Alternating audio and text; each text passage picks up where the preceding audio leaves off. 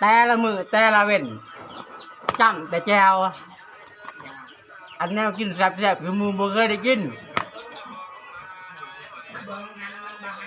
อนุญาตเด้อญาติเด้อ จำแจวมันก็แซ่บ ตัวไฟจะมีมะนาวนี่ แจวปลาแดกเท่านั้น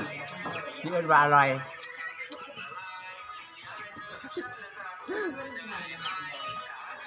มึงหิวข้าวบ่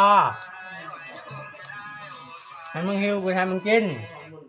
ญาติเด้อญาติเด้อเออ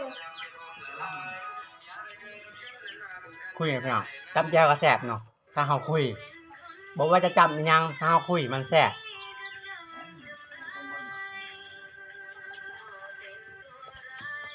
คุยเลยพี่น้องถ้าคุยแซ่บ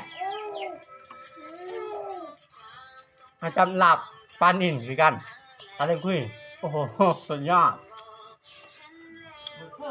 แจวคือกันเขาต้องคุย